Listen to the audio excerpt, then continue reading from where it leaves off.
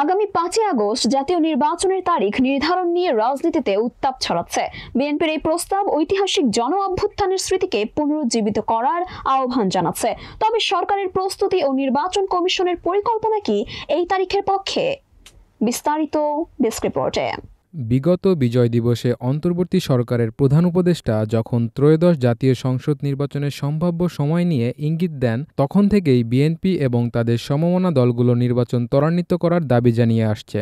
গত 14 জানুয়ারি বিএনপি আনুষ্ঠানিক সংবাদ সম্মেলনে চলতি বছরের জুলাই-আগস্টের মধ্যে নির্বাচন আয়োজনের দাবি করে।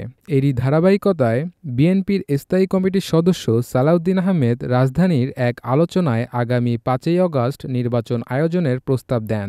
তার যুক্তি, 2024 সালের এই দিনে আওয়ামী সরকারের পতনের মাধ্যমে দেশের ইতিহাসে গণঅভ্যুত্থানের একটি নতুন অধ্যায় রচিত হয়েছিল। এই দিনে নির্বাচন আয়োজন সরকারের প্রতি গণমানুষের আস্থা পুনরুদ্ধারে সহায়ক হবে। বিএনপির মতে 5ই আগস্ট নির্বাচন হলে তা ঐতিহাসিকভাবে গুরুত্ব বহন করবে।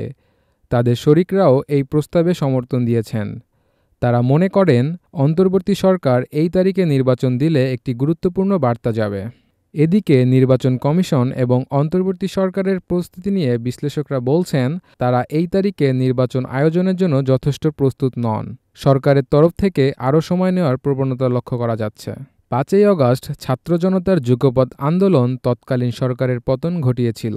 সেই দিনটি বাংলাদেশের গণতন্ত্রের ইতিহাসে একটি মাইলফলক। বিএনপির দাবি, এই তারিখে নির্বাচন হলে তা ঐতিহাসিক অভ্যুত্থানের প্রতি সম্মান প্রদর্শন করবে।